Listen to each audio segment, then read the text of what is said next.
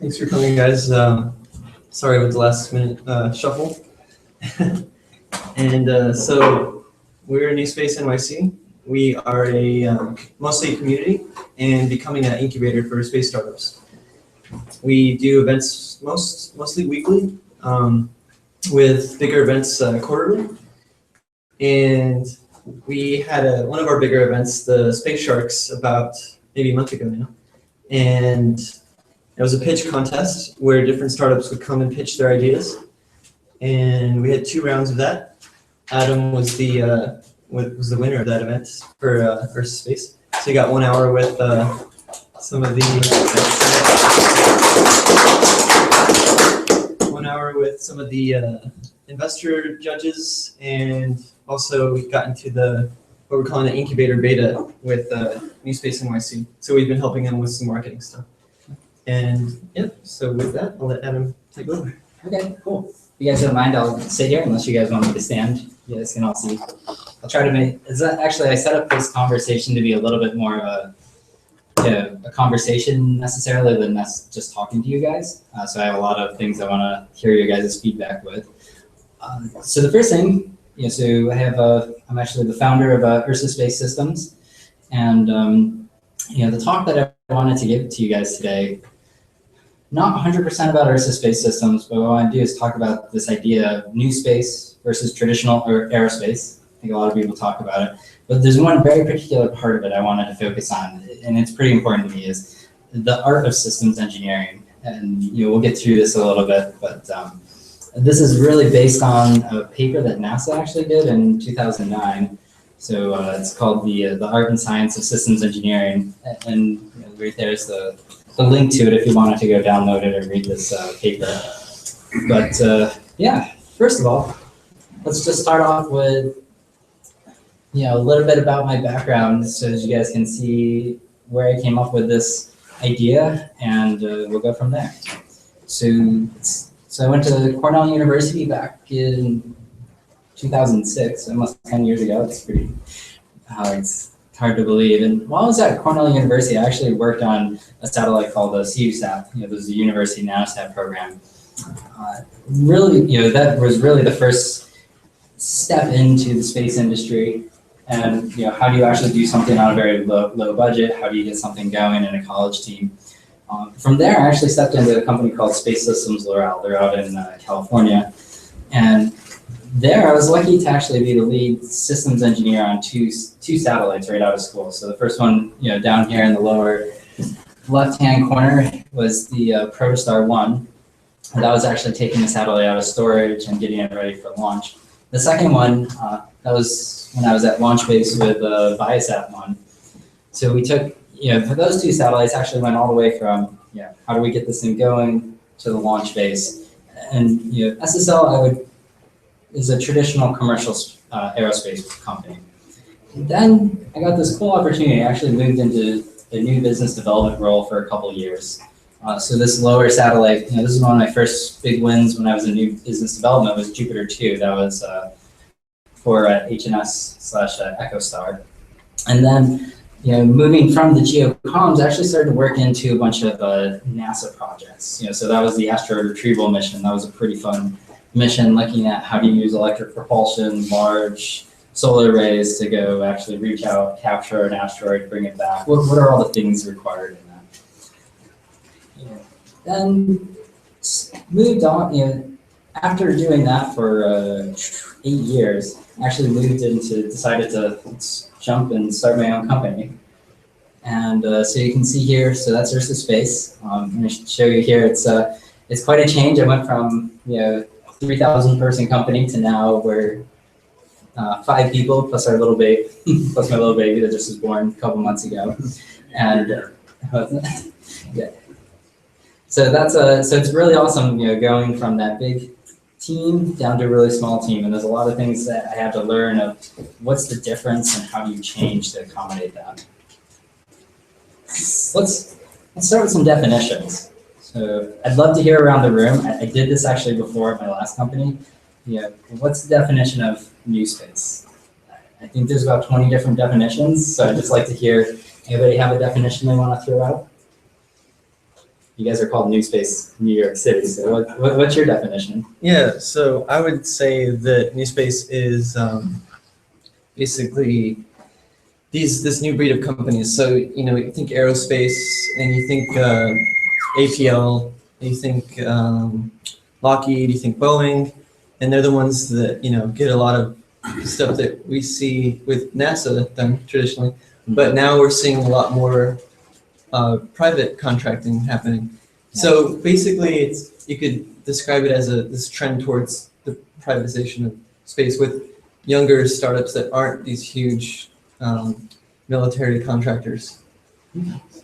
Anybody else want to throw a definition in? It's a pretty good one. I'll throw one. Yeah, go for it. I think NewSpace is epitomized by SpaceX, and what that means to me is that they are taking new and innovative approaches to existing problems and solving them at much less cost and much smarter ways.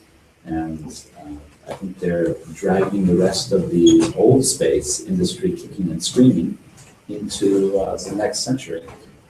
Okay. Thought I saw one more hand here. Go for it. Yeah, I agree with all these definitions. I think another interpretation is kind of a couple of different Moore's laws. One being the cost of launching stuff into space just dropping a lot. And of course, you can get much more interesting stuff, cheap sensors and electronic stuff for a lot, and that's just a lot less weight because you can get more transistors on the chip and so forth. So I think the combination of those two trends, lowering price per kilogram and more floating point operations per kilogram together with maybe some cheap sensors, giving a lot of opportunities for private companies to innovate novel technologies and business solutions, kind of like Cool. Yeah, so I think you guys got pretty close to what my argument I'm gonna do today. So, and I agree. When I did this before with a large company, there's a whole bunch of different answers. Was it Moore's law? Was it getting cheaper? Was it originally some of the definitions were very launch focused. It was reducing the cost of launch and getting private individuals in space, such as X-Core and those folks really were the poster child for that. But I think you're all right. It just really refers to this community of space companies that are not not necessarily the big folks. And actually, it's funny. Actually, in the '80s, it used to be called alt space. As the name before NewSpace. So this isn't necessarily a new movement. I think this is something that's been growing for 20 years. Of course, we have to go to traditional aerospace. Traditional aerospace, I think a lot of folks, with the definition you gave for NewSpace, already define this. These are you think of the Boeings, the Lockheeds, sometimes NASA, not all the time. These are the folks they're the incumbents, they're the large players. And a lot of their, because one of the definitions was they were very dependent on government funding in order to move forward versus commercial funding. So there's a bit of that.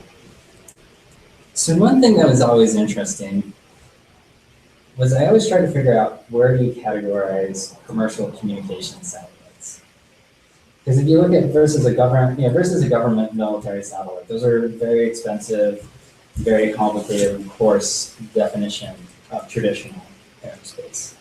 But sometimes I look at a lot of the commercial communication satellites, and they've had a lot of the same cost and budget pressures as any commercial company would have. And so I don't know. What do you guys think? Do you guys think that they're more NewSpace, more traditional aerospace, or what do you think they are? I would say mature commercial space. So if they've been around for a couple of, but they've been separated largely from the government contracts, so they've been independent, so they have quite a bit of business to business, right? Revenue streams, and so they do stand a little. The traditional communication satellite companies do sort of occupy their own kind of niche or reality in terms of the general commercialization space. Anybody else have an opinion on commercial comms satellites?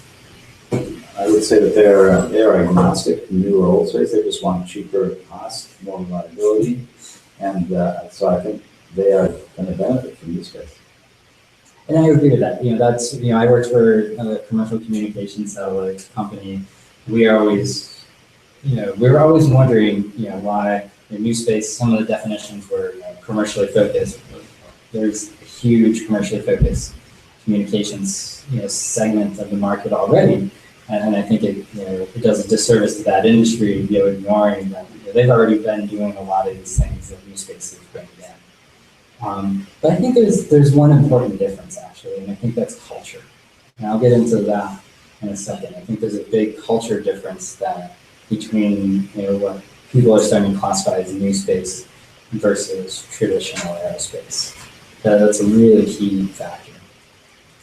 So last definition, systems engineering. I think there's a lot of, and systems engineering really means something different to different people. And this is really, I have worked in both traditional NewSpace, been to a lot of the NewSpace companies, and I really think, and even going to software companies, and I really think the definition of systems engineering and the way it's applied across the company is one of the key differences that goes on here. So in general, systems engineering depends on where you go to. So for example, I think if you would go to a Lockheed type company for most of their projects, not all of them, there's very much a culture of a science of systems engineering. There's a known science of I have to do a requirements flow down, I have to bring these pieces together. And versus on the other side, there's an art to systems engineering. And I think there's a key, and I honestly feel that was the key piece that's missing. So let me dive into the science side. So for system, Who's missing the art part? Traditional, what we would in this room probably call traditional aerospace. I'll talk about that in a second. Just so you guys are clear on my definitions here a little bit is, the first part of systems engineering is systems management. And this is really the science.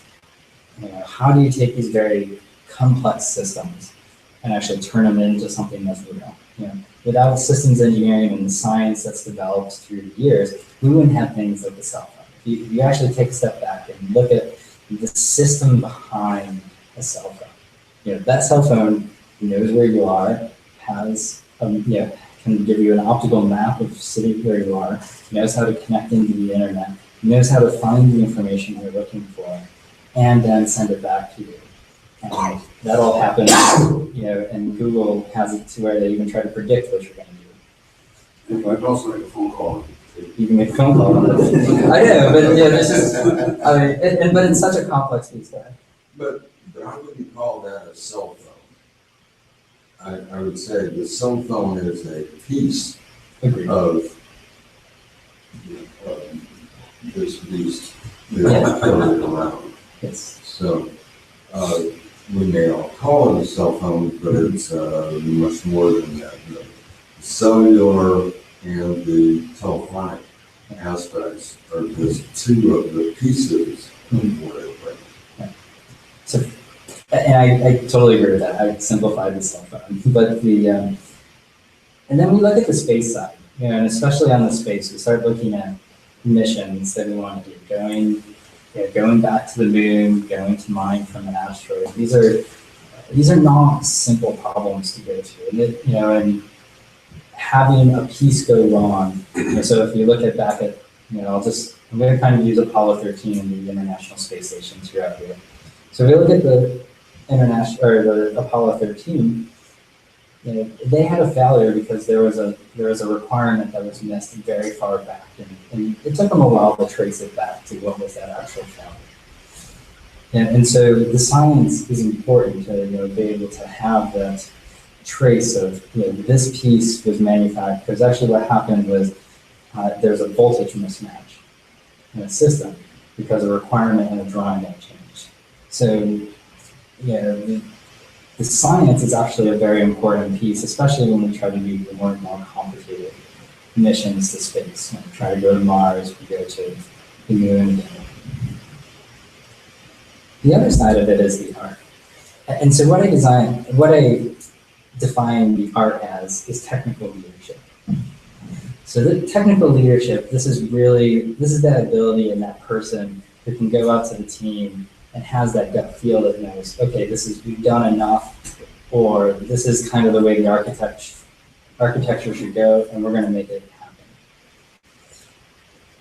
So now, really in the paper that I'm referring to here, their theory was that before the 1980s, technical leadership was really the heart of systems engineering. So this is during a lot of the Apollo work, a lot of the early space work. You look at early communication satellites, it's a bunch of guys without any clean room suits on, taking the satellites, they set them outside to test them. There's none of this clean room piece that's going on. But then in the late 1980s, my feeling is that, and also this paper's feeling, is that many aerospace-related government and industry organizations really moved away from that hardcore technical leadership culture, that art, and really moved to one of systems management and the science. And so this is where you start having, and you'll see as you go through, you move yourself away from that art, you move just to that science, and you're really reliant on that process. How well do you know your system? How well do you know what you're doing? Can you make those judgments of, is this good enough, not good enough, and build that culture. So, do you guys have any questions? Yeah. This is the quote, though? This is a direct quote from the... This is a direct quote from that paper. See, I would just say, instead of science, I would call that engineering. Yeah. Because engineering is, I think, inherently judgment-based, whereas science is, there's physical laws and... Okay, so maybe I disagree with a little bit there. So really with the science, whenever we refer to science, this is really the rigor of, so engineering, any sort of engineering is really some sort of mixture of creative process and some sort of rigorous process so as to be able to come up with the science. Founded in the physical principles of course. So you're thinking more about management then, the style of management or the science of managing systems engineering for large satellites. It can be large, it could be small. So it's really how do you manage that system? Because anytime we're talking about a satellite or we're talking about a computer, these are collections of many individual types of system or many individual components that you have to have interfaces and definitions so that the whole system comes together and works. And there's definitely a difference in culture in whether you're a very science-oriented culture. I don't know if any of you guys have worked at a large traditional aerospace company, and everything has to be, there's a very strict process of your requirements, flow down of information that you have to go through. Versus the interesting thing is now when you go to a startup, you only have 4 people. You don't have time or the ability to create all that paperwork to show where all those pieces go. So you know the concepts of how to do it, but you just have time. Right. So let me go on to the next slide, because this I think will help explain it. So now if we go to a very traditional group, my frustration, and actually one of my co-founders' frustration with the traditional process systems was it was process without understanding. There was, we had a process. Here's the requirements flow down, and we had heritage. But heritage is sometimes a good word, sometimes a bad word. It means it worked, but as long as the same conditions were met before when you had it. So how much is heritage actually worth when you change 20 or 30%? Did you change the critical part of that design for heritage? The second piece about it is requirements are very easy to add. But I don't know how many of you have tried to remove a requirement from any of these systems. It's very difficult. And actually one of the really hard things was, the hardest thing about it was half the time I did not know or could not figure out where a particular requirement came from.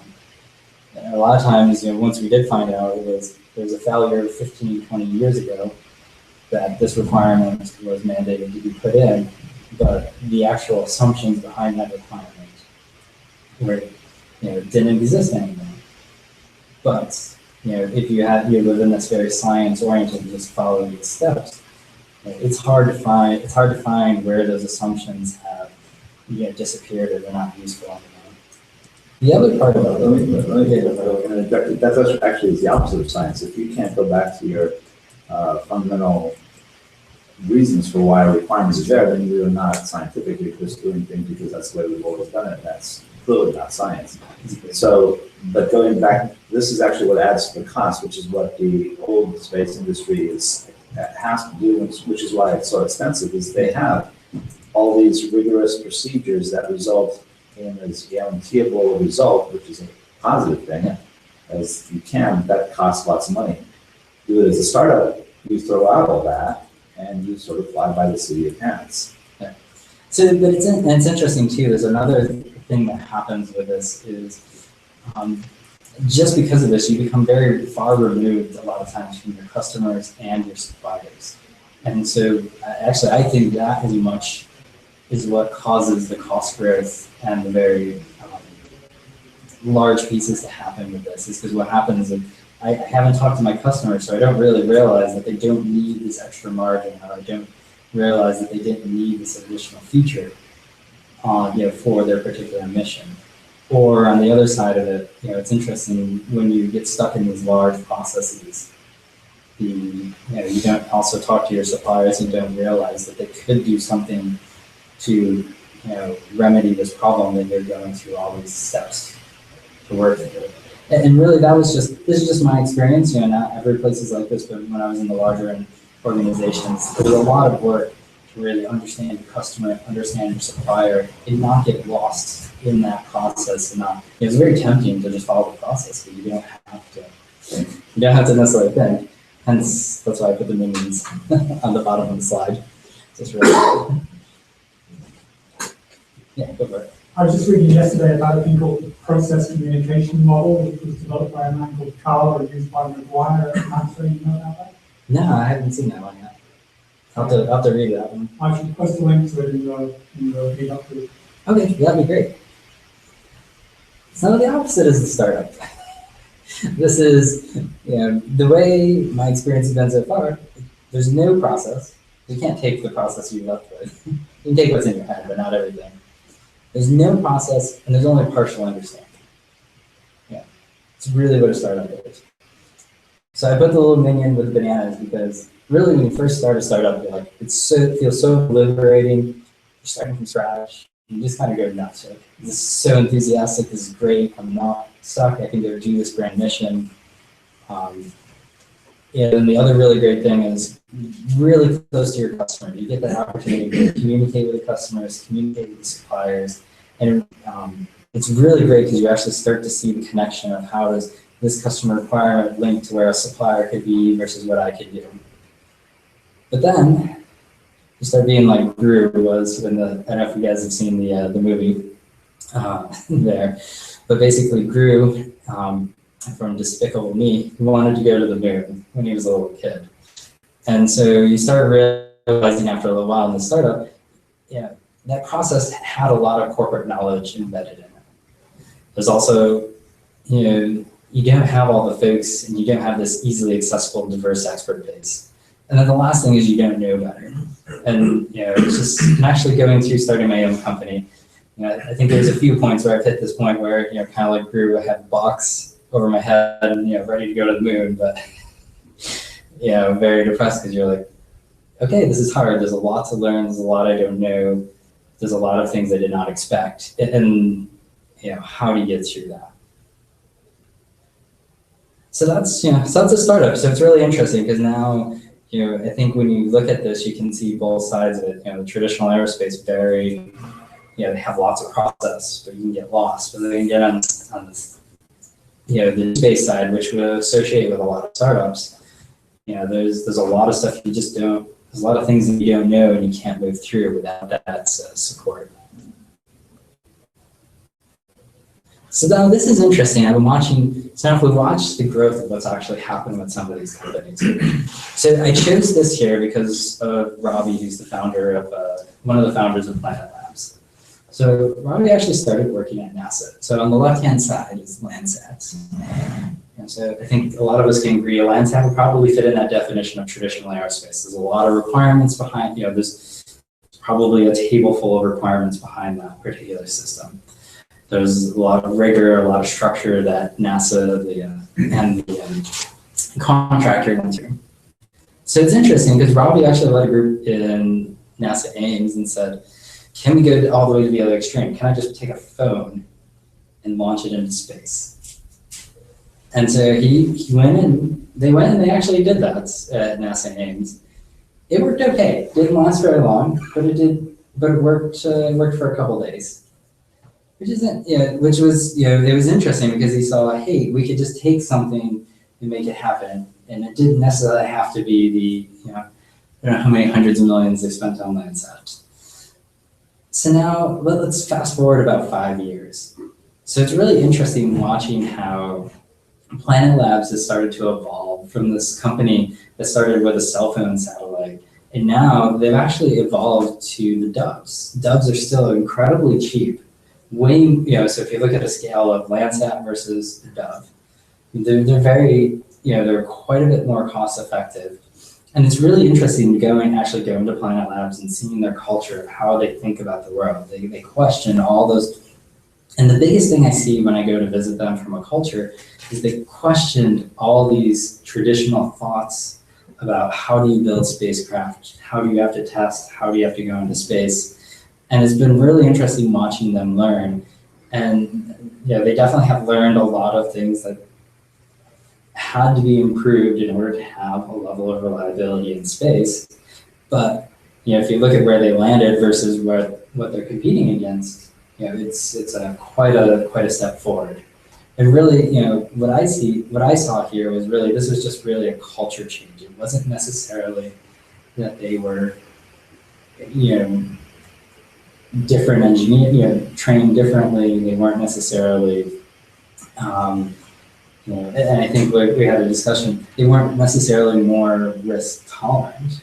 In fact, if you look at it, they've created a system where they can have a launch failure, they can have a satellite failure, and still get data that they need from it because they're looking at a system solution versus necessarily a single satellite. So it's really interesting because if you look across this, you really see how a culture of that technical leadership really took something that was really expensive and has starting to compete. I would not say the Planet Labs Doves are necessarily fully competing with the Landsat yet, but they're doing well. I think much better than a lot of people would have expected. Do you guys have any questions at this point? Okay. So the next thing here, so this slide, I actually think I could do an entire talk. And really what I stepped back here and said, okay, we looked at this culture that has happened, and I think Planet Labs is a really good example of this NewSpace and how the culture evolved. And we started to step back and say, what are the ideal qualities of a systems engineer that could really start to balance some of the good of the traditional versus some of these ideas of the new space world. And it's interesting, we just go around appreciation. So I think it's interesting because actually one of the ones I put up there was appreciation for the process and rigor, but knowing when to stop. I think that's one of the key things, really, not everything needs to be analyzed. I think, once something's been analyzed once, a lot of people can look at it and say, okay, that's enough. And I've seen some companies have really realized that it's actually cheaper to just fly something than it is to do all the analysis to prove that it's going to work. And so there's interesting questions as a good engineer should really be able to step back and ask those questions and not necessarily blindly follow one culture or the other.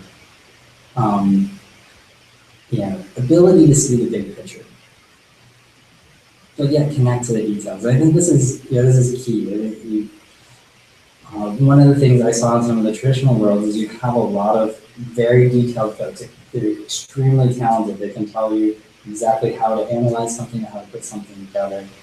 But developing somebody who can really see it, who can step back from that, who can converse well with someone who's detailed, but step back and really communicate in that language and say, how do you create that connection from one to the other is important.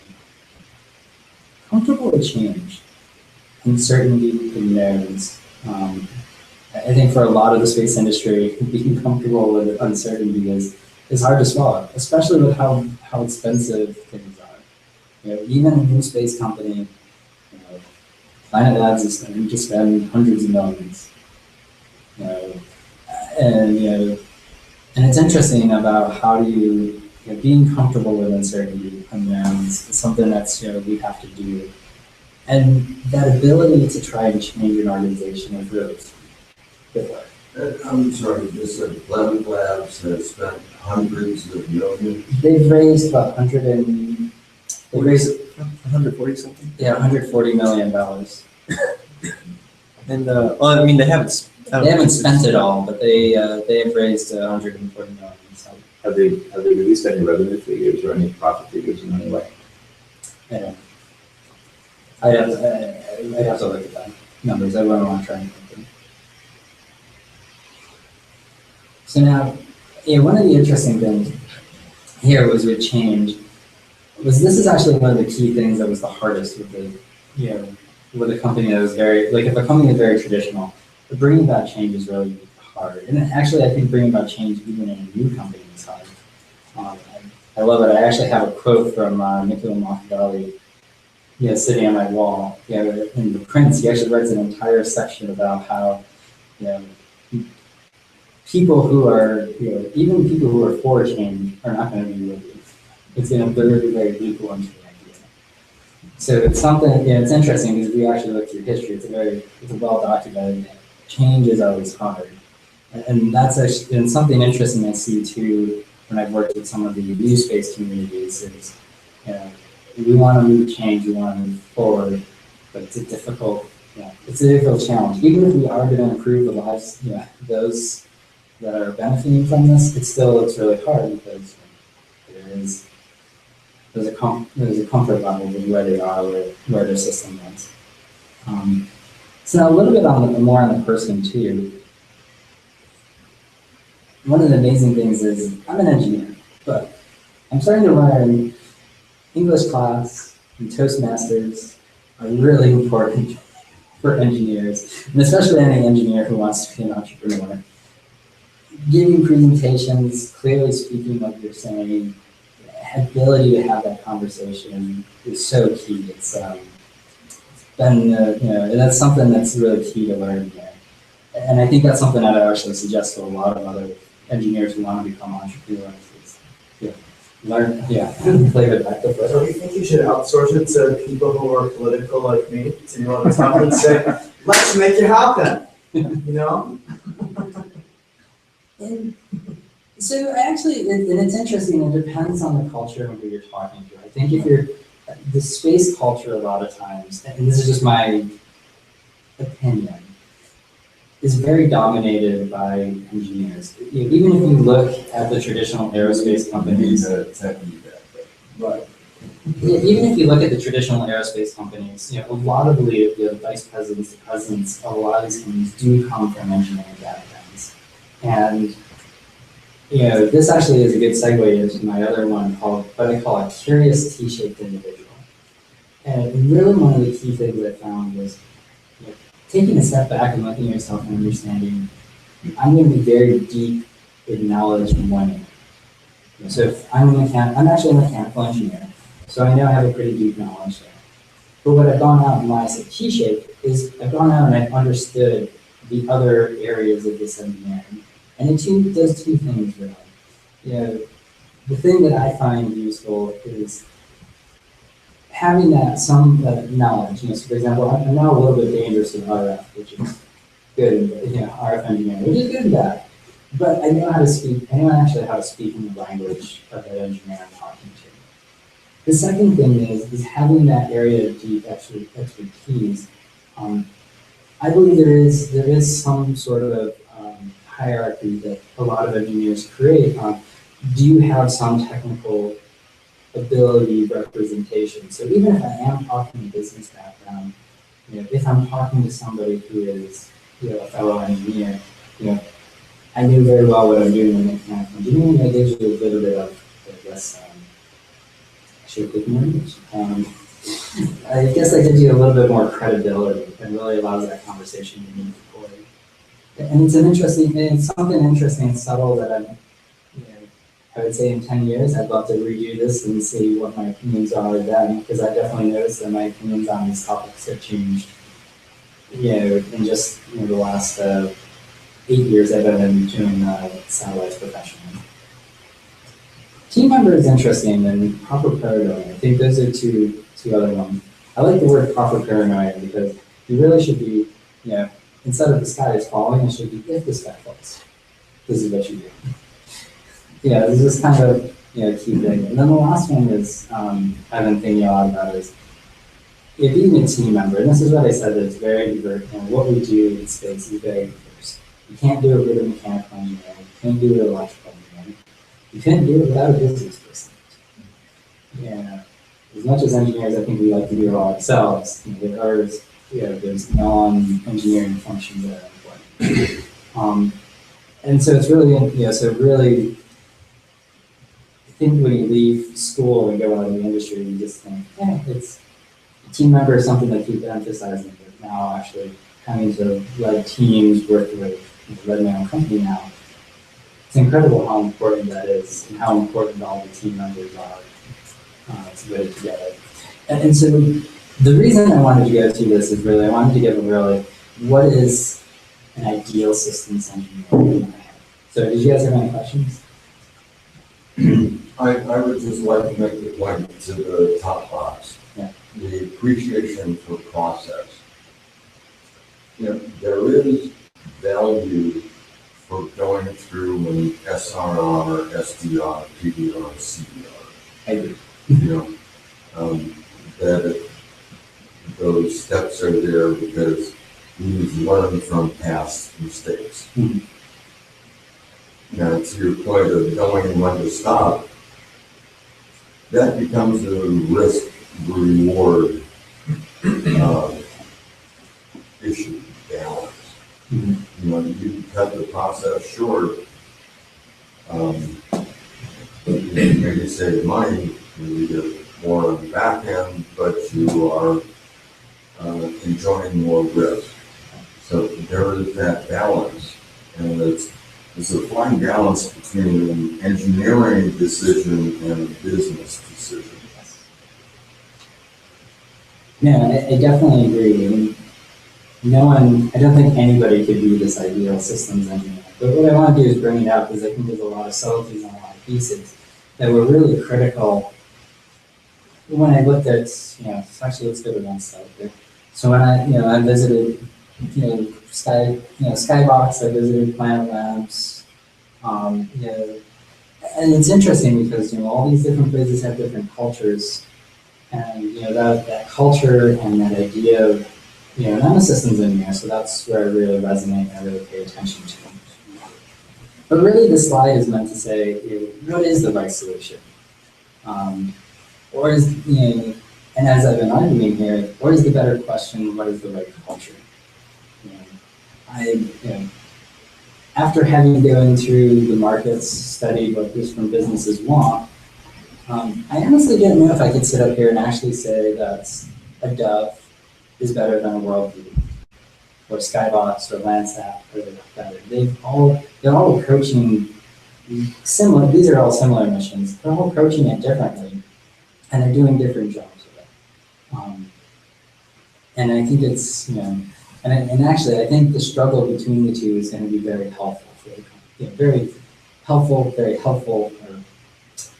for the entire industry as a whole to really say did we go too far on our risk aversion in the large satellites, and have we gone too small with CubeSat on the other side of the equation. That's a question I was actually, I think that bears on what you're talking about right now. Yeah. And that is that I don't know if you're asking the right question because it really depends on how much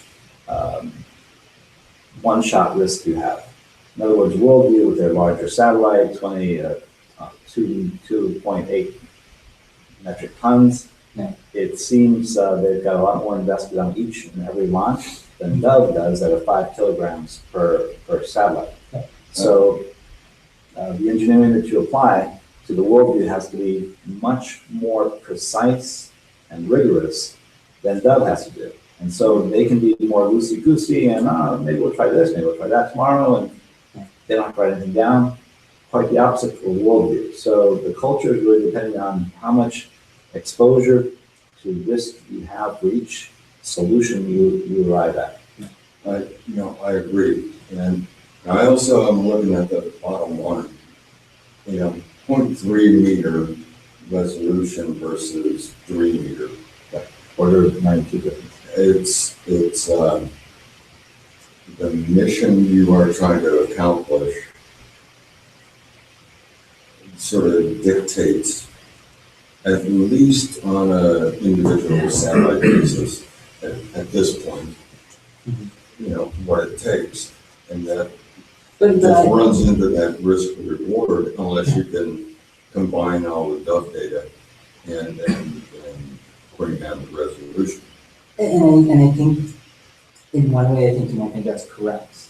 On the other side, I would challenge you. Yeah, I would challenge to say, could you make a 30 centimeter resolution satellite at more of the cost scale? That's a great question. That's a great question. Yeah, what are the assumptions? It's very interesting, because what are the assumptions you just, in your statement, did you use to say, okay, this is the way it's going to be? Yeah, that's why I'm saying there's no real right answer. I actually love what both of them are doing. Your answer, your question is answered by the physics. The reason that optical resolution and telescope. Exactly, right, which is why, which are the requirements that drove the size of the Worldview 3. In other words, you can't get a 0.3 meter resolution out of a 4-inch telescope. It's just not going to happen. But maybe if they have a technological revolution and do a synthetic aperture in the optical domain, maybe yes, you can.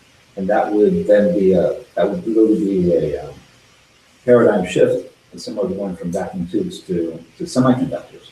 So their costs would dramatically plummet, and so their risk exposure is still at the Dove level, but they're producing results at the Worldview 3 will make Worldview 3 go out of business with that model. So if you have that solution, in other words, the revolutionary technological solution, you are in a very good position. And so I think the systems engineering goes back to the risk that you have on a per satellite basis. I mean, I completely agree with all the points you guys made. I think that there's a lot of great things in the slide. One thing you can add to it is to say what's the right solution or what's the right culture for this customer, right? That customer is going to determine the mission, which will in turn determine the specs, the risks, the costs for your whole business. So it's kind of a holistic approach. And not everybody's going to say who all their customers are. And I think that it's always a question of what those priorities are. I guess this is obviously what you're thinking about. Yeah, those are actually good points. I actually added this slide about half an hour before the meeting here today. That's cool. But yeah, it really highlights the factors, the relevant factors having to do with the culture that is chosen. Yeah, the picture I actually stole from, there was out at Stanford, they had a talk about investing in NewSpace technology. It was part of an MIT alumni group. That's where I got the picture from. It was a former Space Angels investor who made this one.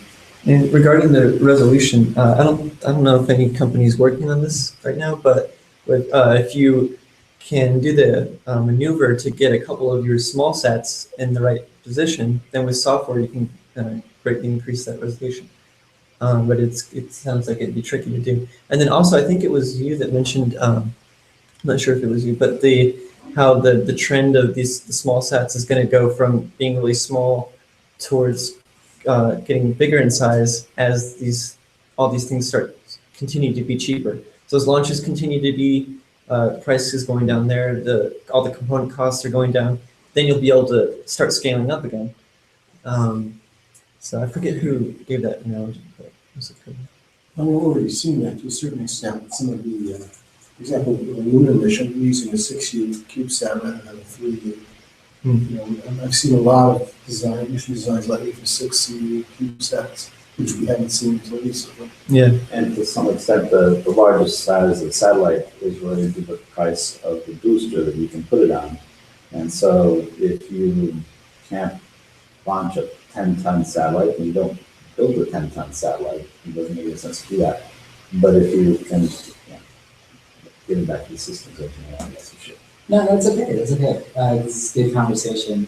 So really, this slide, we don't have to go through this. But this is something that as I started to think about these in my last company and really the experiences I've seen at a traditional aerospace versus going to visit these other NewSpace companies, I started having these thoughts in my head of, I don't know if you guys have seen this before, it's a white space analysis, where you take basically two axes and you say, cost versus capability, or customer needs versus the capability that you're supplying. And you just build, 20 of these, and you start plotting where does, cost versus capability. So if you look at, we'll just say some government satellites, probably at the very far right top-hand corner.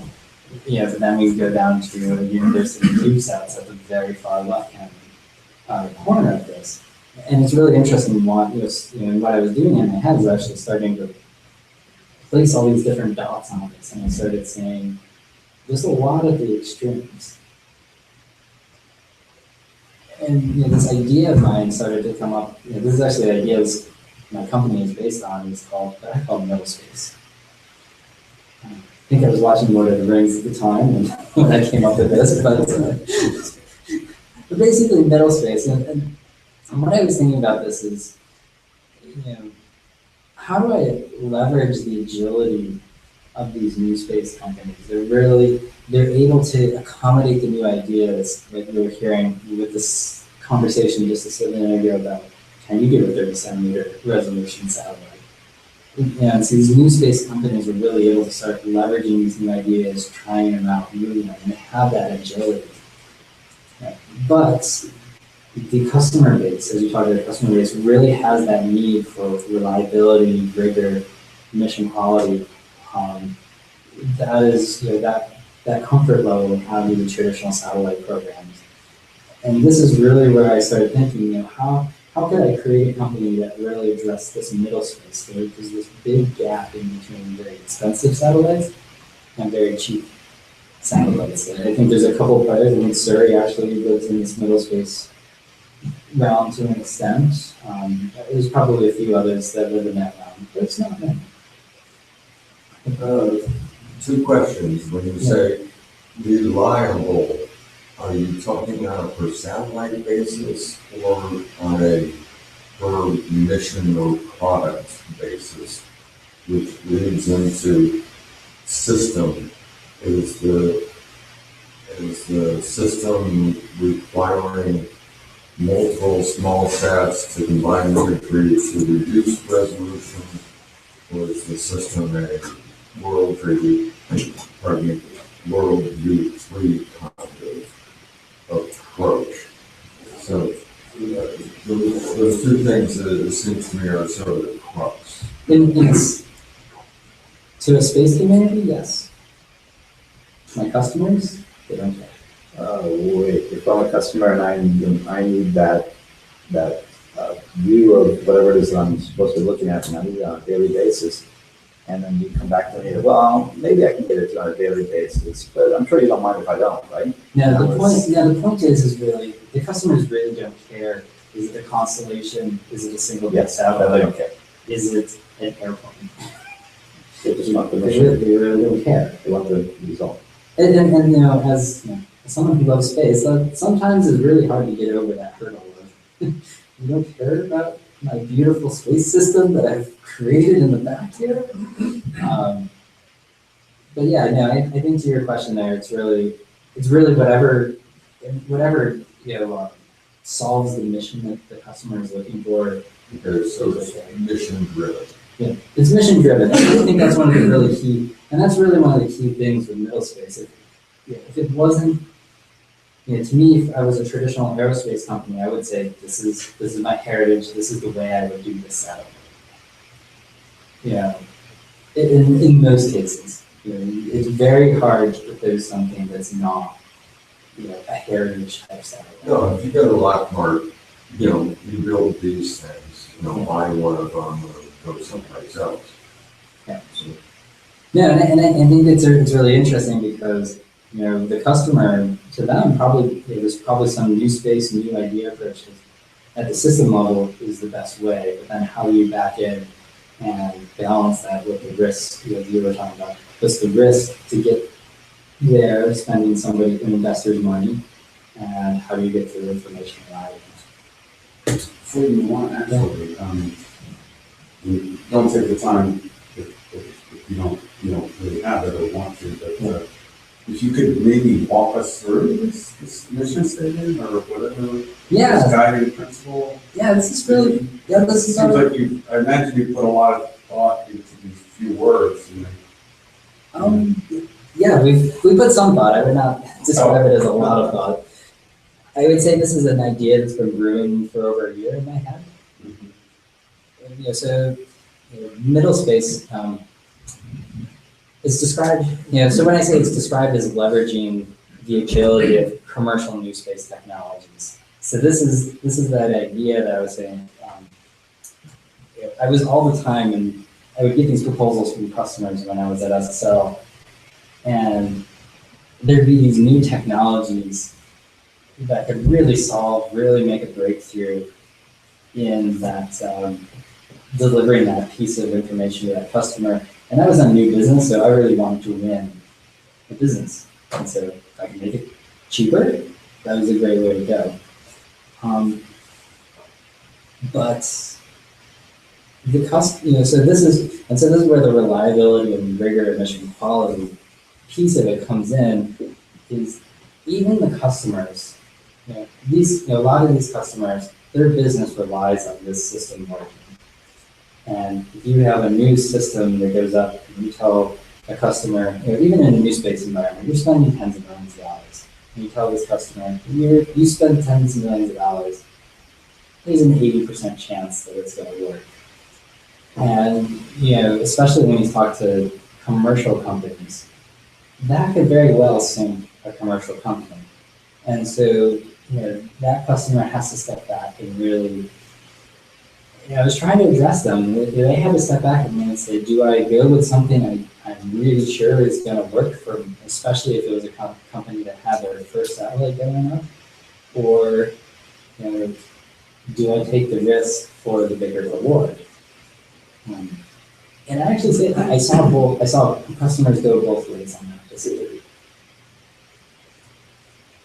So, and that's really, so really what so the last part about it was,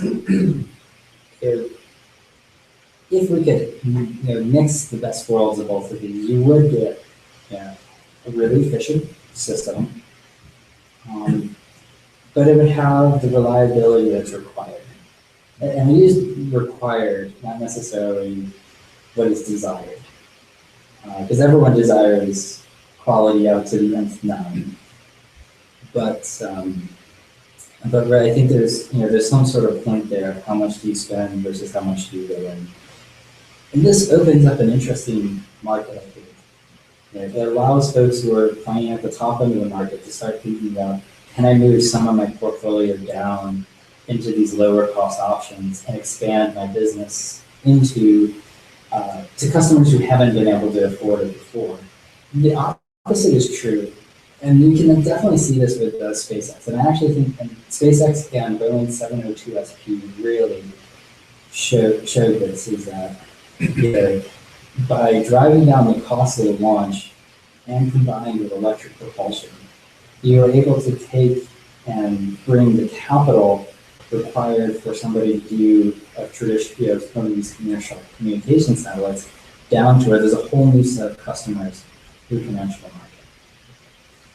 And so it actually goes both ways. There's a capital for someone to come in, but there's also reliability for the folks who are already spending money, already have the contract vehicles in place. And that's really where I was trying to drive, is how do you see it? Did you see any new, I mean, I understand how a company wants to, have to reduce by 25% the cost of their next communication satellite. How did you see any evidence of new entrants in the communication satellite business? Yeah, if I can leapfrog on that, I think 702 SP would certainly leapfrog in terms of capability cost. Yeah. But did that drive that new entrance per se, or did that drive just down the cost for Echo Star or all the traditional buyers that just got it cheaper? Yeah, I think it really did bring in new players. What happened is now it drove down the overall costs across the industry. And so now folks, especially Asian, there's a lot of Asian countries that were just on that brink of being able to afford a satellite, but weren't quite at that point. And it really brought a lot of customers around the world back into the conversation. What it also did is even the larger incumbents, a lot of times they have satellite slots that they would like to fill, but the business case is just is marginal. And so what it did is actually brought in certain business cases that an established player could then fill into that orbital slot and take advantage of that slot that they had versus you beating it out. And for you guys who aren't familiar with that lingo, basically in the geo-comm satellite world, your frequency allocation and your orbital slot and your geo arc is everything. And not every geo slot and frequency band is going to be a profitable situation with a current assumption. But if you can somehow bring that cost assumptions down, it makes a big difference. Cool. So hopefully I'm not losing too many of you guys here. So there's the space systems. So after I started understanding that middle space idea, last November now, actually I took the plunge and quit a good job and moved to New York. Just started I was in San Francisco, moved to New York, started a company. It was a big risk, and it was huge, especially at the time because we had, my wife and I just found out that we were going to have a kid, so we also had that decision of do we do this or not. But the interesting thing is, as I was talking to a lot of folks, this is really where that reliability piece came into middle space. Was I was working a lot with these smaller NewSpace companies, and then talking to their customers to really research the markets of who they're selling to, what they're selling to. And what I was finding is there's definitely a market for what those folks are selling, but there was also this really big untapped market of folks who needed a more reliable piece of data. They started developing algorithms, and the majority of the startups are optical systems. I think there's I counted the other day, there's over 20 optical satellite startups going forward. I'm not sure what the count is officially, but and really the problems I was seeing as customers is the typical optical coverage really only happened to be 10 a.m. and about 2 p.m. But there's some satellites that get a little bit outside of that range. Cloud cover is huge. We live in New York, so we appreciate cloud cover. I lived in San Francisco, and I don't think everyone appreciated it. Starting in October, we pretty much don't. Over here on the East Coast, we don't see the sun until spring. And so there's a lot of things that are just missed. And then a lot of these folks these systems are blind at night.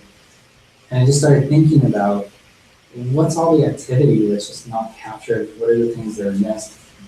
What are the people who want to use satellite data but can't because this particular system and the way they're doing it doesn't have the reliability to every 2 days, get the image of a spot that they want. So this is, so it's really interesting because I started doing a lot of research, and this is where we landed. It was quite a fascinating journey. I started with a grand vision of a satellite system, And over the last 7-8 months, have really turned to what are the products, what are the missions I'm delivering. And to go back to before, this is that part where in a traditional aerospace company, it didn't have so much access to the end customers to really start to appreciate what that end customer wanted.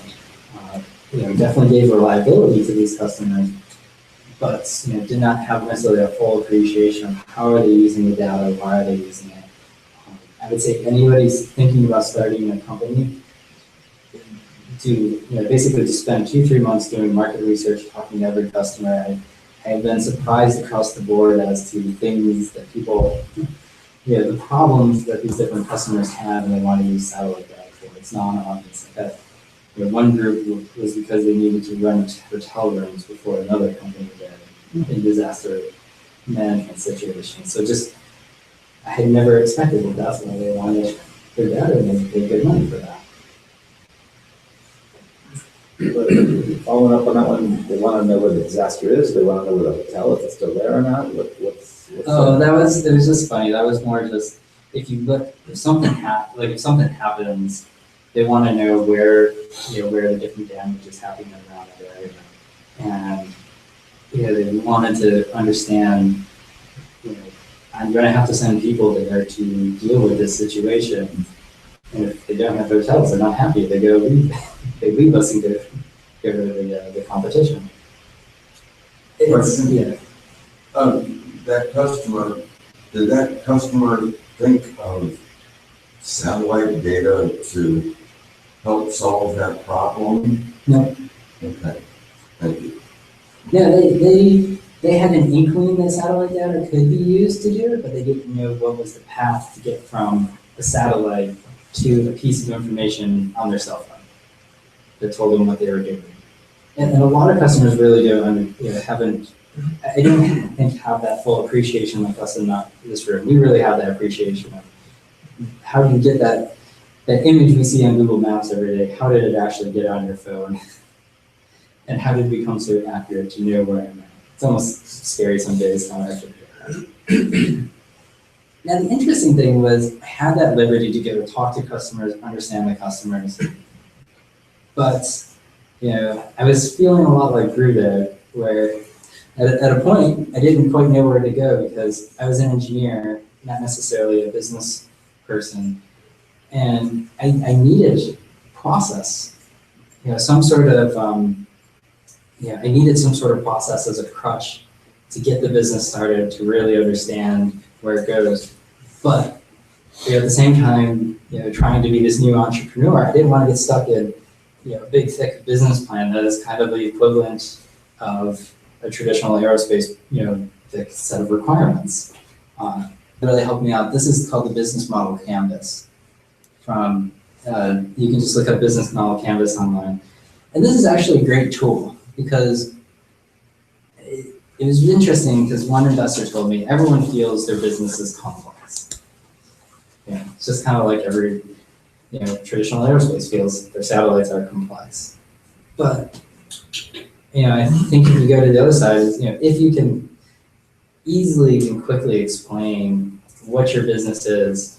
So for example, with this, I had this set up where I had this on the wall, and you only are allowed to Post-it notes in each of these different sections. And you had to describe your entire business in 15 Post-it notes, basically. And it was really good because it was like, okay, I'm starting to see this mixture of a little bit of process, but that agility of a Post-it note to be able to move it around and really understand it. I started to create this connection between there's this engineering side of it, but there's also the business side of how do you create this balance between that process versus the agility that you would see. So what do we do? I'm sure you guys are all wondering that. So what we do, sorry I didn't put the satellite up here, but to solve this problem, we're actually approaching it we're doing a low-cost synthetic aperture radar satellite design. And really when we look back, when we were looking at the problem, we had this idea we needed this reliability of that data to a customer. And one of the key things when I started doing the customer discovery is I really realized that But the customers weren't necessarily looking for imagery. The majority of these customers are actually looking for measurements. And so that's really where the radar started clicking for us. We said, okay, how do we start setting up a measurement system versus an imaging system? And it allowed us to really start thinking about how do we design a satellite or a platform that really allows that to happen. The second thing we started working with a lot is us in the room, we understand radar, but I quickly realized with customers, trying to sell radar to somebody was like trying to sell an iPhone by describing the CCD planar array to them. They really didn't understand what radar is or what it does.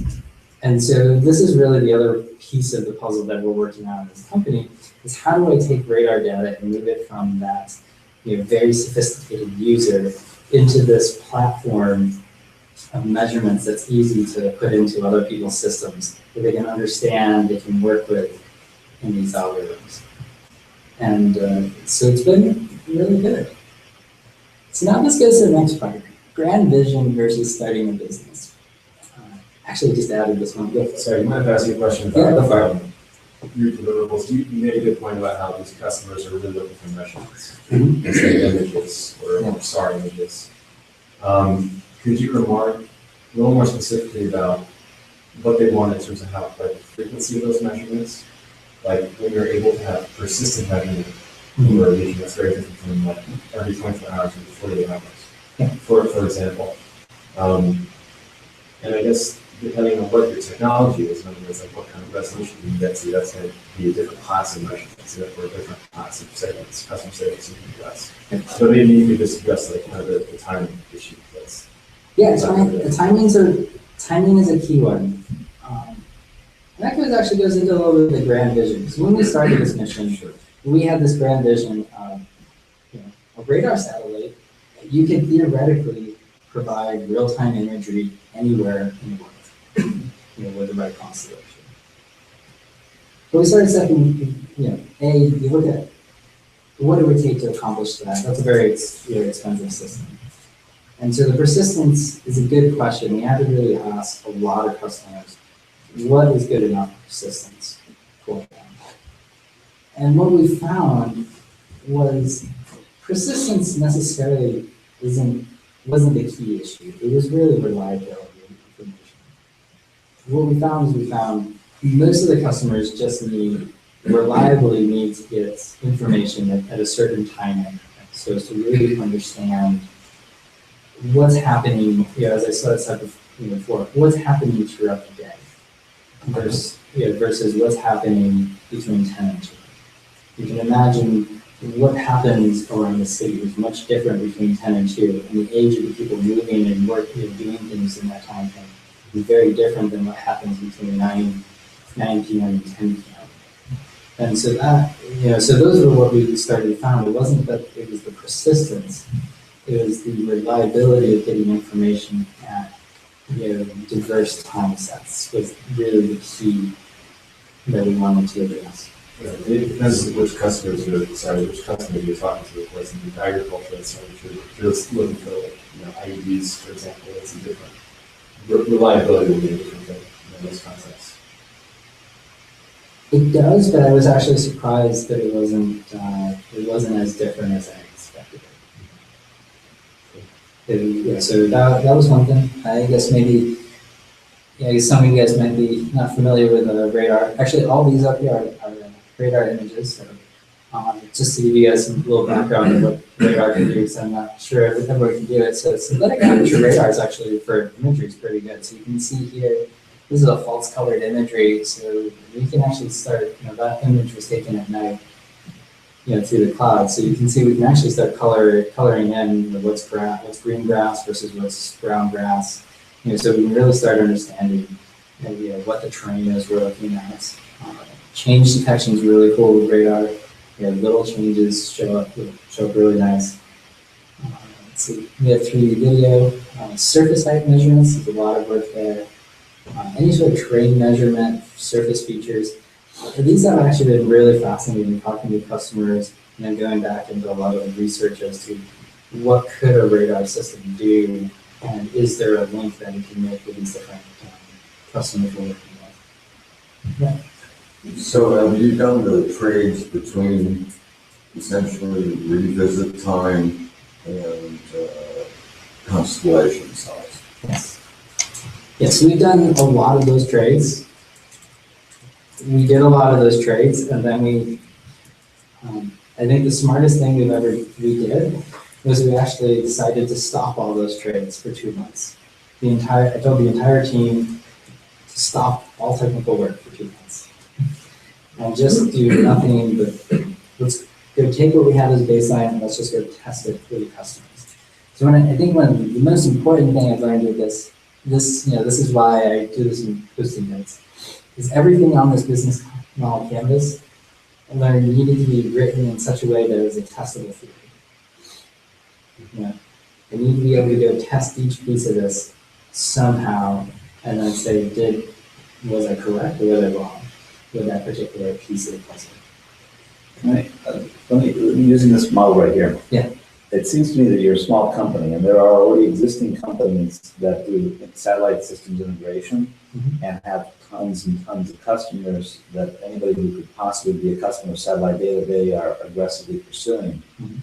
If would it be possible for you maybe to be a faster grower, to act as a feed to these existing integrators, as opposed to trying to poach their customers and that they already have a multi-year, maybe multi-decade relationship with. And instead of trying to do everything for everybody, provide the SAR capability to these existing integrators that already have customers that they can pitch that SAR capability to, and maybe more importantly, integrate the SAR capability with what the customer requires.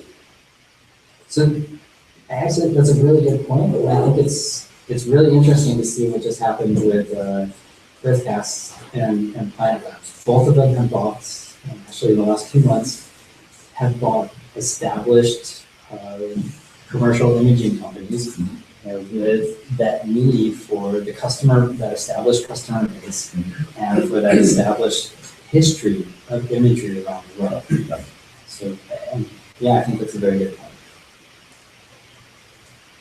How do you approach the customers, and how important do you think it is to do things like make yourself likable? And reading this book right now, Bill Clinton's an expert at making himself likable, right? So being a business person, regardless of the culture of the industry or organization, it seems imperative. So reading this book, How to Talk to Anyone, 92 Little Tricks for Big Success in Relationships. How important do you think the interpersonal dynamic is and making yourself appealing in your presentation style to new customers and approaching? It's very important. I used to think I was good at it, and now I've started to listen to videos of myself on doing presentations like this, and I realized that there's a lot of words that I put in as I'm thinking, and that really distracts from that customer relationship, and it will take longer to get the point across than it would have otherwise. I think the nice advantage though about having a high-tech system is the personality is one thing, but there's also a great deal of respect for people with that have a particular pedigree or an education. Even if that person is not always the best speaker, there is a lot of respect in this particular industry. I do not think that is true when I talk to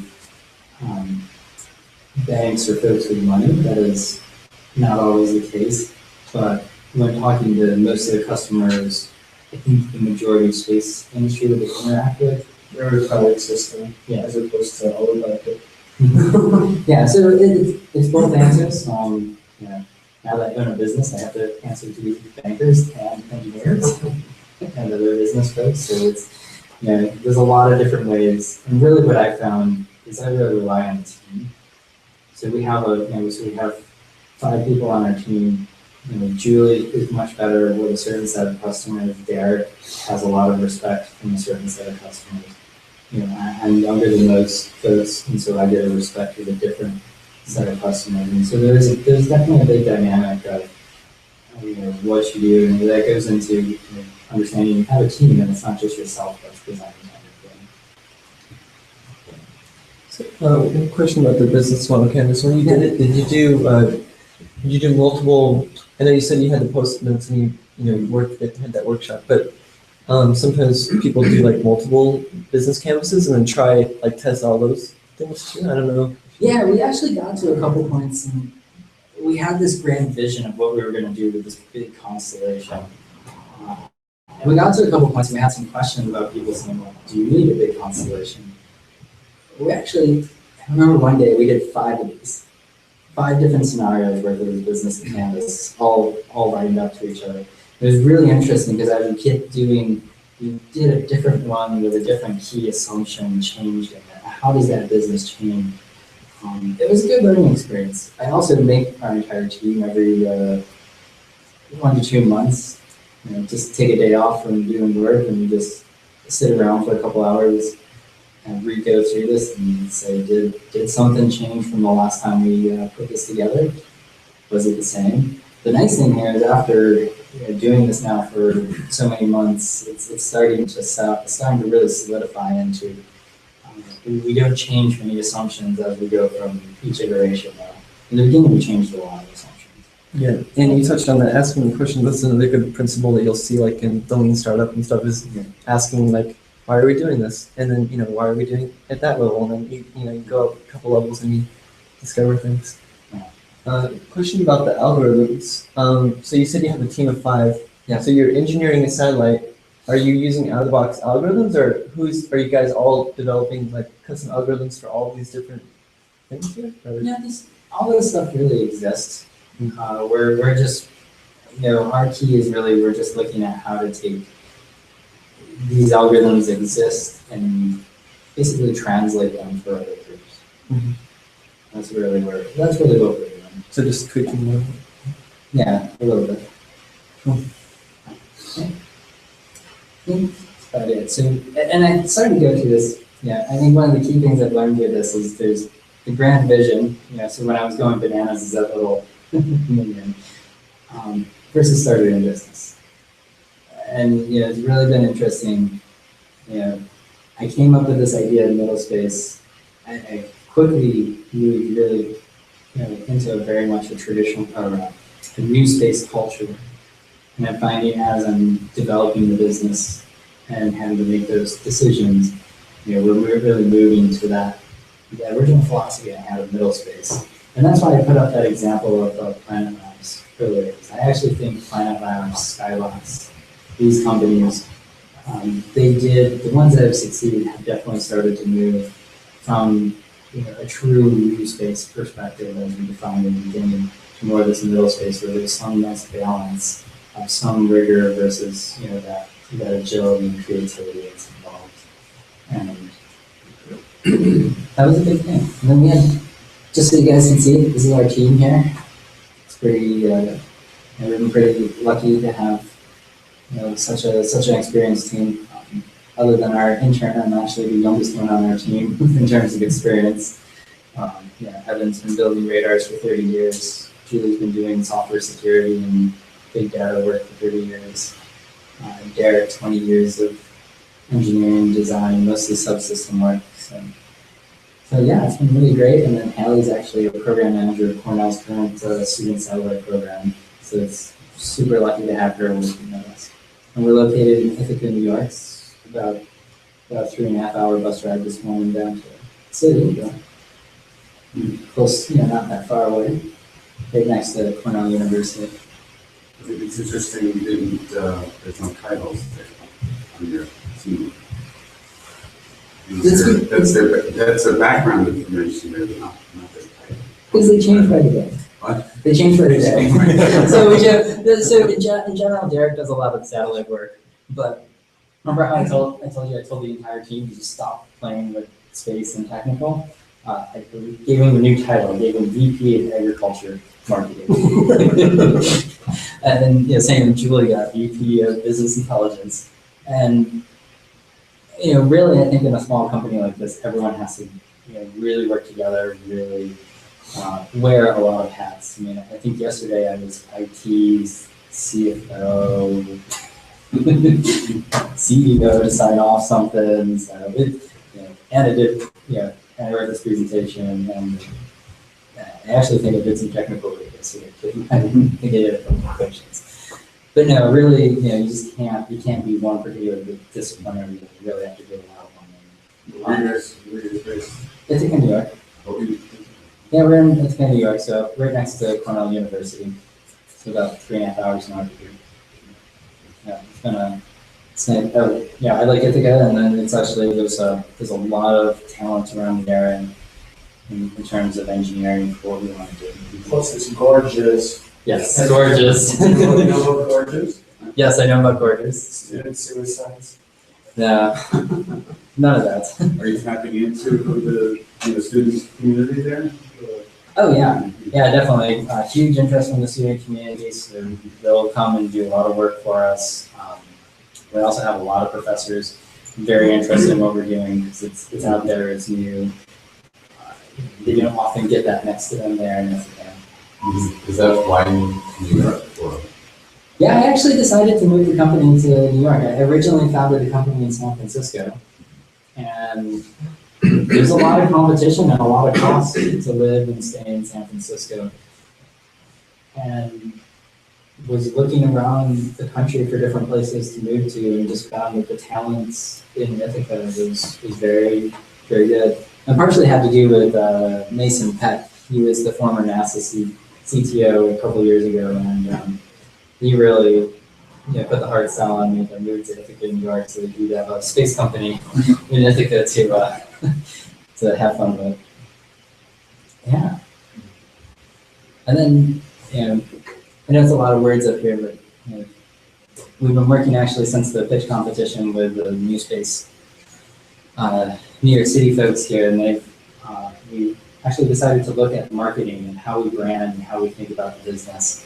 And I just put up, this is actually a rough draft of what our overall mission statement of the company is going to be. I can let you guys read it. I think the big thing with this is really fascinating to me.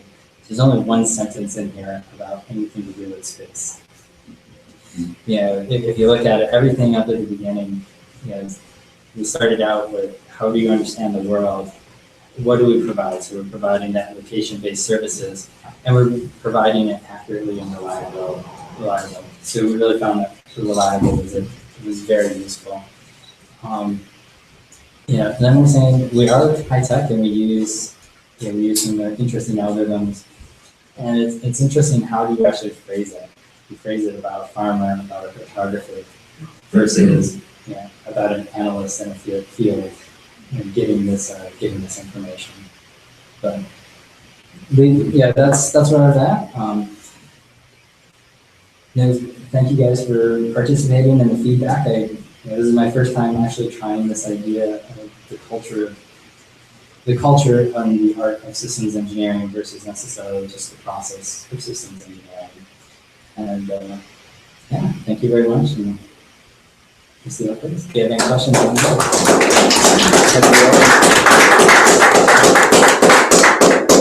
Have you nailed down your resolution that you're trying to achieve in your first satellite? Yes. And when do you think you'll have that satellite ready to launch? We're looking to have that satellite ready to launch in a couple of years. So we're working right now. We're actually working with a couple of organizations right now in Alabama that the exact launch date is going to be. Hopefully in a couple of months we'll announce when that launch is going to be. Who's building the satellite? Kind of we are. I would say kind of we are.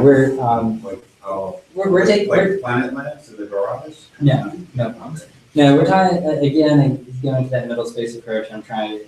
We're in that process right now. Really trying to figure out do we go all the way vertical like a SpaceX, like a Planet Labs, or on the other side of the spectrum, do we sub it out to somebody? Or I'm really interested in is if there's actually something in the middle between fully vertical versus fully subbing out the components. How big is the satellite going to be? Don't you know that yet?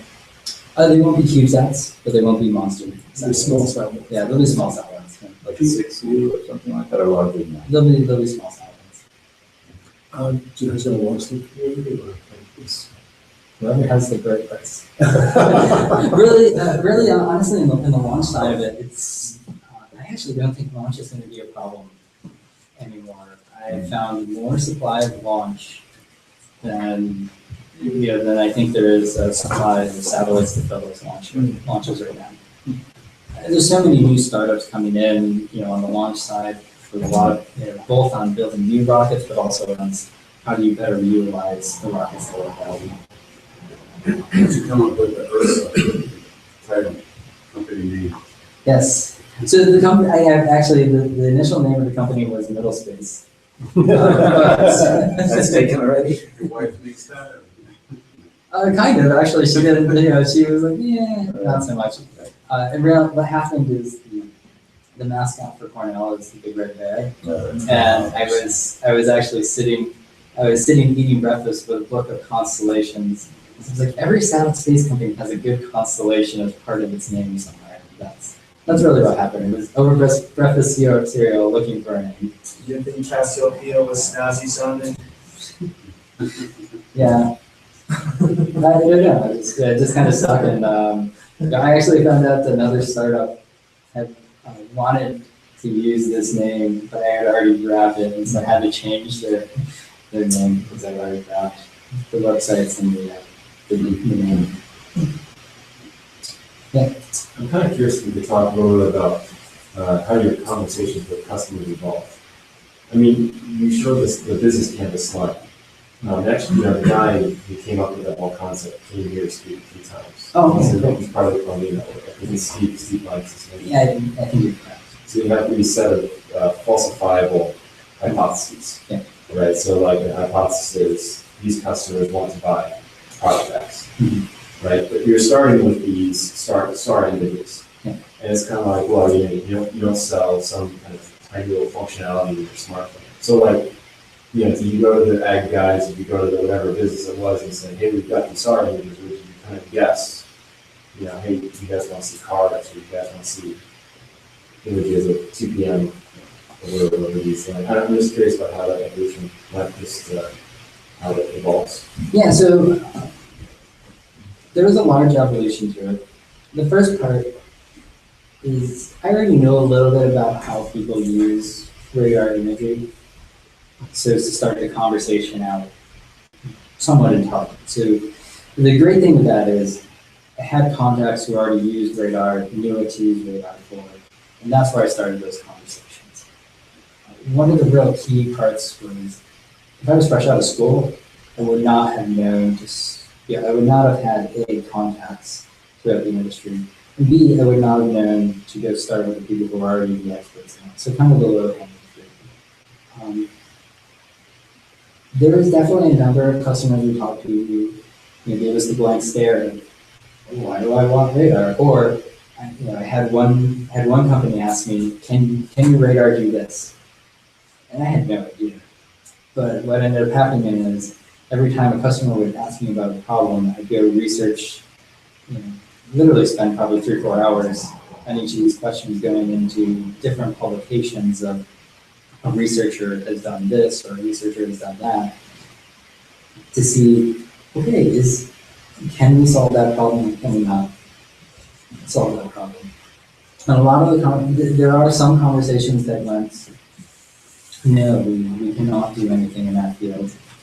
One of the fields that really surprised us was actually weather.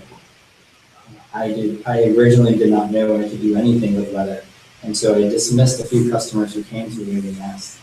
I think they more just blindly asked.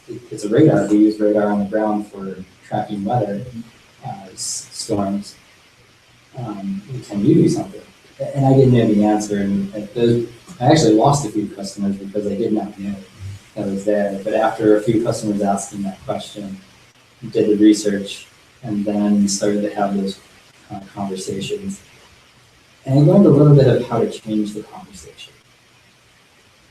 The conversation is not anymore necessarily can you use the radar, but do you want to go work with us to see if the radar can solve your problem? And that's a much different conversation. There is a large number of companies who have an inkling that what we're providing could solve their problem, but they haven't had an opportunity or a chance to try that out. So it's a, I know a little around your question, but it was an interesting evolution of how that customer interaction went. Yeah, it makes sense because you're removing a risk from their side of the equation, saying, hey, come explore what we might be able to deliver. You're not saying, make a decision now whether you want to work with us as a kind of contract, or whether they want to purchase something. It's kind of just inviting them a little bit more, non-committed to commit. And that's really the key. That was part of the key of the stepping stone. I'm a new company. I'm a 4-person company. My whole team, we may be very well respected in our fields and what we can do, but as a company, we're not a proven company. And part of the conversation, I have to realize that I'm not at SSL anymore. I'm not the Goliath that everyone knows can go deliver what they say they're going to deliver. I'm this new company, and so I have to approach that problem. Are you willing to take the risk to come work with us to see if we can solve the problem? SSL for example, has a branch protection clause. So I mean, this is true not just in aerospace, but in any company. In any company, it's the same for risks. Yeah, exactly. Do you see yourself trying to do the vertical entirely, or are you looking to become purchased like part of Planetary Labs or Skybox as a wholly owned subsidiary? We're definitely not going to be vertical. We're definitely not going to be vertical integration. We're not going to vertically integrate, and we're not going to just sell it out to somebody else. Is that what you're? No, in other words, what's your exit strategy? Is it to try and become Planetary Labs, but in SAR, or is it to be purchased by Planetary Labs as the SAR part of their business? I want to build. I want to build a company. I want to build a company that sells the uses. The customers are coming to me are just amazing, and I'd like to just be able to do that. What the actual exit is, if I go under Planetary Planet Labs or a larger company, or if we decide IPO, I think that's really just too far in the future, and this is something I don't really think too much about. You mentioned that there are some 20 optical sat startups. Yes, How many SAR sat startups are there? there's more than one. And what about existing competition for this stuff? So the interesting thing is, other than EarthCast's announcement, EarthCast is the only truly commercial one. All the other SAR systems are all public-private partnerships. So this is so having commercial radar satellites is very unique in the industry. What about, it occurs to me now, what about the frequency allocations and how do you avoid the interference? Some people might object to when your satellite's passing over that they lose their comms. It's a different frequency band than the comms. What frequency is it? It's going to be known, so. Yeah, so it's 9. Yeah, so we're an X-band, so that's 9.6 gigahertz. Versus the communications is 78 gigahertz. So it's different frequency bands. So this is about a question about collaborating with other existing small set image-related startups. Without thinking too much about partnerships or acquisitions or anything of that nature, just thinking about what the customers want, the data that they want, and what the deliverables that you can gain by combining SAR data with optical-based data or other kinds of data. You could think of a lot of different things that you get, even more so than just like coverage at nighttime and over clouds. There's lots of things you could talk about. Are there any conversations that Ursa would be open to? Or is Ursa's attitude we're just SAR, we're only SAR, we're going to sell SAR related data? Or is it something like, well, we'll have our SAR, we're going to get that to work, and then we're going to put out optical satellites? Is there anything like these you can shed light on, or is it too far out to address? There's huge potential of combining the sensors. There's a few programs actually NASA is pursuing right now to say, can we combine optical, hyperspectral, IR, radar there's a, you know, and there's folks really looking at what does that combination bring together, and there's huge potential there. And we would, you know, we would be not very smart to, you know, at least not pay attention to, you know, what those combinations could be, and if there's a way we could eventually play into those systems. Why expand? I would think L-band. And X-band can still have communications, I think. Again, it's just for all the different, there's a whole lot of reasons, everything from product to regulations is why we're choosing one. Can you mention altitude? Yeah. This is actually something that I think we brought up earlier, Garrett, in an earlier meeting, which is that there'd be a good demand for image encryption, because you have increased volumes of image related data being sent down. I'm wondering if that's a particular service that you provide people you've got kind of covered on your side, or using third parties to take care of that, or is that just something you don't worry about with kinds of customers? Encrypting your images between security, yeah, I would just say in general, security is incredibly important.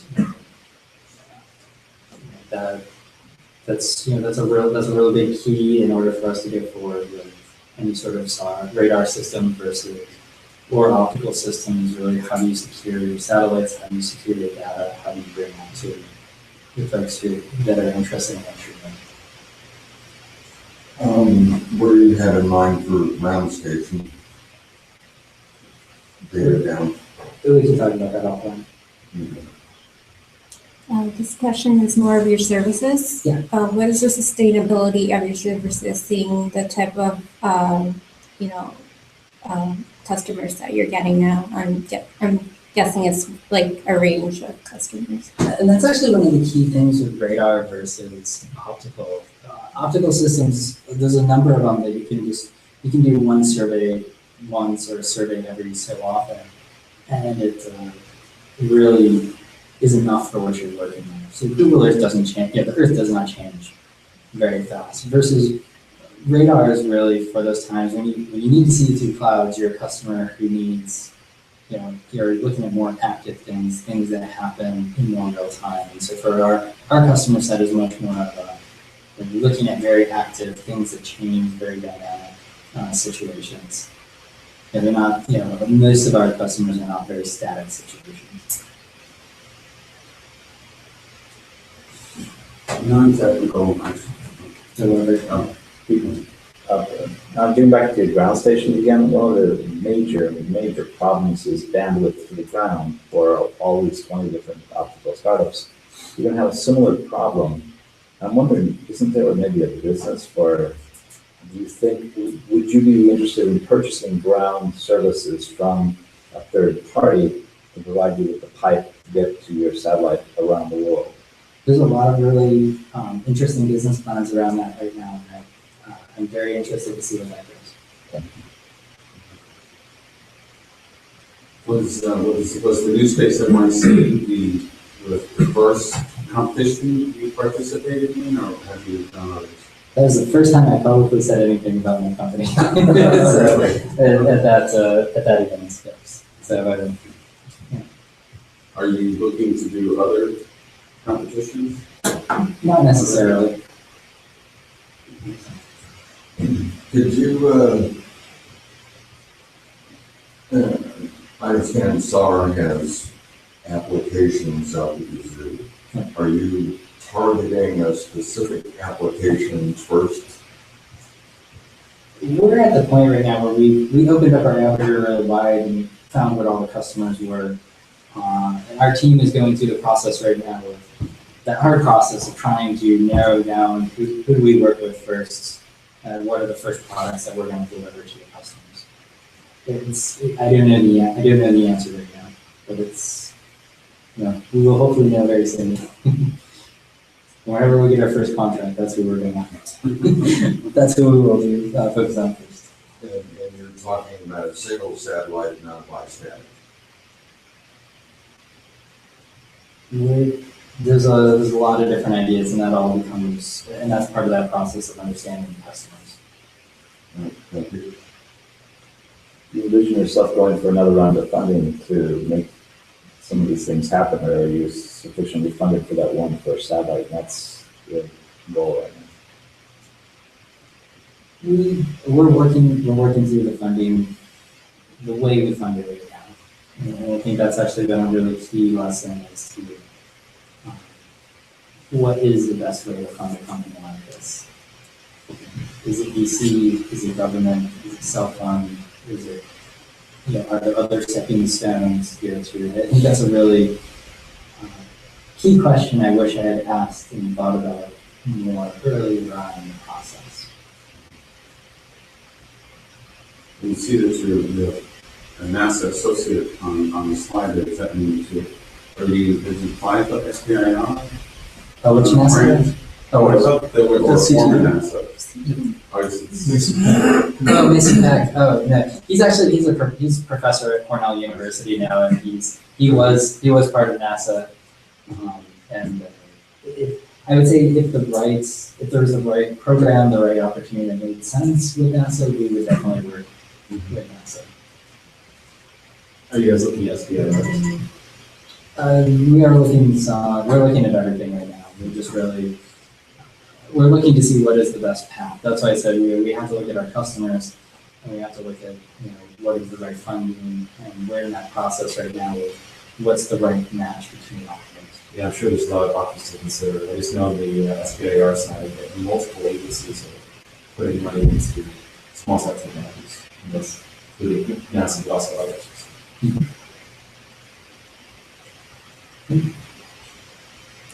So I'm just sort of curious. You said Do you guys want to wrap up here? Or do you... Oh yeah, last question. I'm sorry. No, that's fine.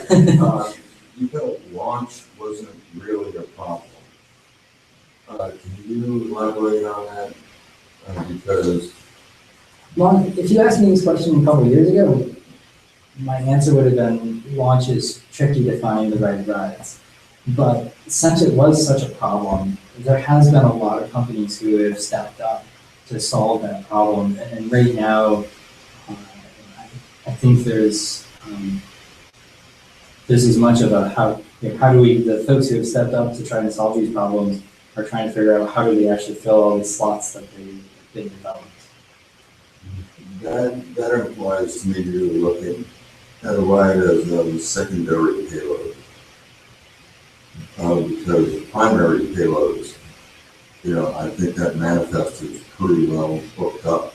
No, not true. You should look at that. I would really go with, if you look across the industry, there's a lot of folks developing new small launch vehicles, both the government's funding some, and some of them being privately funded. And I think I actually was very surprised at how much availability are and how mature some of the technologies are. I think there's going to be some critical decisions I have to make, going back to this NewSpace idea of, how many launches do some of these new rockets have to have before I'm comfortable betting my business on that particular rocket? Because for us, our first satellite going up, if it fails, it's probably then do business. Yeah, one example is Blue Star, which they gave a talk earlier this year, and they have like a balloon rocket type of thing. And, no launches yet, but it's and I'm sure there's a wave of opportunities out there. Thank you very much, Adam, and we wish you the best in your entrepreneur journey. Thanks.